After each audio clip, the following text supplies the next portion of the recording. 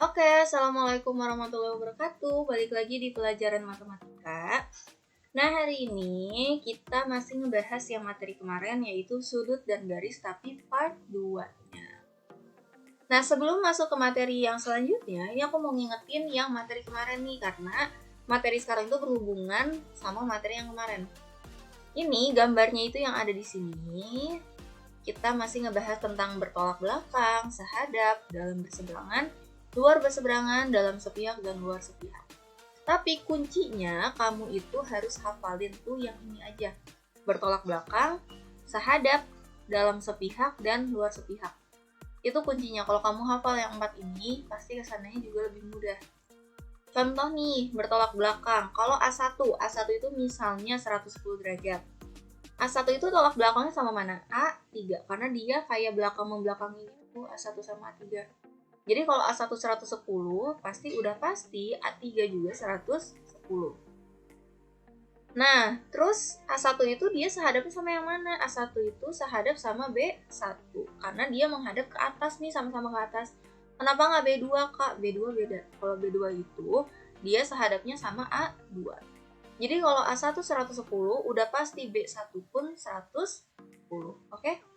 Nah, sekarang kalau dalam dan luar sepihak, ini dibatasin sama si dua garis ini. Kalau dia ada di dalam si dua garis ini, itu adalah dalam sepihak.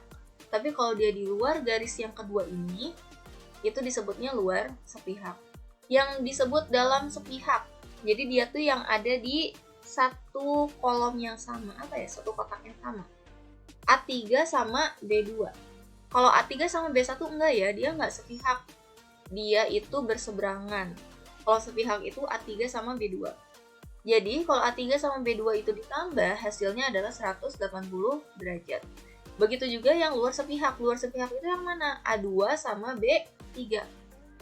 Nih, kenapa nggak A2 sama B4? Beda. Kalau A2 sama B4 itu lagi-lagi dia berseberangan, karena dia dibatasin sama si garis ini. Oke, pokoknya kalian lihat-lihat aja yang kemarin. Nah, materi kita tuh sekarang ini. Kita masih hubungannya tuh sama kayak yang kemarin, garisnya. Cuman dikolaborasiin sama aljabar. Jadi ini aku masukin materi aljabar juga di sini. Nih, gambar nomor 1 itu yang ini ya. Jadi soal nomor 1 itu gambarnya gini. Kalau soal nomor 2 gambarnya yang ini. Tapi sama kita hubungannya sama-sama tentang bertolak belakang dan sebagainya. Jadi supaya lebih paham, silahkan kalian saksikan video berikut ini. Oke, sekarang kita masuk ke contoh yang pertama. Nah, ini materinya masih sama kayak kemarin, tapi ini lebih digabungin sama aljabar. Nah, kuncinya kalau kalian nemu bentuk soal yang kayak gini nih, berarti ada yang harus kalian jalanin langkah-langkahnya. Berarti langkah-langkahnya itu adalah kalian harus cari dulu tolak belakang. Ini kuncinya ya. Kalau tolak belakang udah dicari, coba kalian cari sahadap. Kalau si dua-duanya ini udah dicari, coba kalian cari luar atau dalam sepihak. Ini, jadi kuncinya itu adalah ini nih, 3 ini. Pertama kalian cari tahu dulu tolak belakangnya. Kalau tolak belakangnya udah selesai, coba sahadap. Kalau dua-duanya udah selesai, coba kalian cari luar atau dalam sepihak. Sekarang kita tulis dulu ya. Jika sudut A2 sama dengan 80 derajat, ini ada A sama B. A itu berarti yang ini, kalau B itu berarti yang bawah. A2 sama dengan 80 derajat, berarti A2, berarti ini 80 derajat. B2 sama dengan X. B2 mana ini? B2 sama dengan X. Terus A4 sama dengan 2Y. A4 mana? A4, berarti sama dengan 2Y. Tentukan nilai X dan nilai Y. Sebelum kalian ke soal, seperti yang tadi aku bilang, coba kalian cari si 3 ini dulu nih. Pertama, coba kalian cari tolak belakangnya dulu. Tolak belakang itu yang membelakang-belakang ini, atau yang punggung-punggungan kalau aku bilangnya. Dimulai dari yang ada angkanya dulu. nih kalau ini kan masih berupa huruf ya, kita mulai dari yang ada angkanya dulu. 80 derajat. Nah, A2 ini dia tolak belakangnya sama mana? A2 tolak belakang sama A4, ya kan? Nih, A2 dia tolak belakangnya sama A4. Kenapa nggak sama A3? Beda. Kalau sama A3 itu bukan tolak belakang namanya. Oke. Jadi A2 tolak belakangnya sama A4. Berarti kalau A2 80 derajat, udah pasti A4 juga 80 derajat. Kita tulisnya di pinggirnya aja gini. Tuh, kayak gini. Karena kan ini udah ada 2 Y-nya ya. Berarti kita tulis di sini. Terus ada lagi nggak yang tolak belakang? Nah, sekarang tolak belakang udah. Sekarang coba lihat yang sahadap. Sahadap dimulai dari yang ada angkanya tetap. A2 itu sahadapnya sama mana sih A2? A2 sahadapnya sama B2. Betul, sahadap itu berarti menghadap ke arah yang sama. A2 itu sahadapnya sama B2 ya. Berarti kalau A2 80 derajat, B2 udah pasti 80 derajat. Nah, coba kalian lihat sebelum kalian tulis yang lain, coba kalian lihat, ini udah terisi kan? Si Y udah ada pasangannya, X-nya juga udah ada pasangannya. Sekarang kita taruh ke sini. Nilai X yang mana? Ini. Berarti X sama dengan 80 derajat. Udah selesai. X-nya kan 80 derajat. Lagi, nilai Y yang mana? Ini. Berarti kita tulis 2Y sama dengan 80 derajat. Yang kita butuhin apa? Y-nya aja. Masih inget nggak? Kalau dempet kayak gini nih, atau dia benar-benar sebelahan kayak gini, berarti namanya perkalian. Kalau melewati sama dengan, dari perkalian berubah menjadi pembagian. Berarti 80 dibagi 2. Kenapa 2-nya harus pindah? Karena kita yang kita butuhin itu cuman Y-nya aja. Berarti Y sama dengan 80 bagi 2 berapa? 40. Udah dapet. Berarti Y-nya itu adalah 40 derajat. Selesai. Sampai sini selesai? Selesai. Udah selesai. Perlu nggak dicari luar atau dalam sepihak? Coba kalian lihat. Ini kan si soalnya udah keisi semua, jadi nggak usah kalian cari luar atau dalam sepihaknya. Oke? Oke, sekarang kita masuk ke nomor 2. Coba kalau kalian lihat bentuk ini, mungkin ngiranya kayak, ih, kok bentuknya beda sih kak? Padahal ini nggak beda. Ini tuh sama, cuman kayak dibalik loh. Kalau tadi kan awalnya kayak gini nih, ya kan? Kalau sekarang tuh dibalik, jadi kayak diputar set, berubah menjadi gini. Gitu. Padahal mah tapi sama aja, untuk tolak belakangnya, untuk sahadapnya semuanya sama, cuman si gambarnya aja yang dibalik. Oke? Sekarang kita tulis, jika sudut B1 sama dengan 120 derajat, B1 mana? B1. Berarti ini A ini, yang sebelah kiri, kalau B itu yang sebelah kanan. Sudut B1 sama dengan 120 derajat. Berarti ini. Oke. Sudut B3 mana? Ini. B3 sama dengan 4X. Dan sudut A3 mana? A3 sama dengan 3Y. Oke, tentukan nilai X dan nilai Y dan juga besar sudut A2. Sama seperti yang tadi, kalau nemu soal-soal yang sudut kayak gini, yang pertama kali kalian cari tahu adalah tolak belakang dulu. Dimulai dari yang ada angkanya itu yang mana? Ini. 120 derajat. 120 derajat, B1 berarti dia tolak belakangnya sama mana? Nih. Berarti dia tolak belakang sama B3. Kalau B1 120, udah pasti B3 adalah 120 derajat. Oke. Sekarang tolak belakang udah, coba lihat sahadap. Kita fokusnya ke yang ada angkanya aja ya. Kalau ini kan dia masih berupa huruf.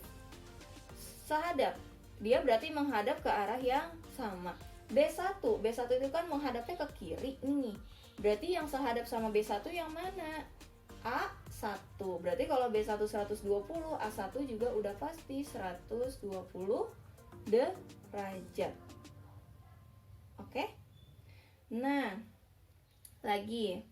Kalau A1-nya aja 120 derajat, dia ada tolak belakang lagi nggak sih? Coba lihat, ada tolak belakang lagi nggak sih? Kalau A1-nya aja 120 derajat, udah pasti A3 juga 120 derajat. Kok gitu, Kak? Iya, coba kamu lihat. A1 sama A3 itu kan dia tolak belakang. Sama kayak ini. B1 sama B3 kan dia tolak belakang, ya kan? Belakang membelakangi. Kalau B1-nya 120, udah pasti B3 juga 120. Begitu juga dengan ini. Kalau A1-nya 120, udah pasti A3-nya juga 120. Oke? Nah, sekarang kita tinggal cari nilai X. Yang X itu yang mana? Ini ya. Berarti nilai X 4X sama dengan 120 derajat. Yang kita cari X-nya aja, nggak usah pakai 4-nya. Sama kayak tadi, kalau ini, kalau dia dempet berarti namanya perkalian.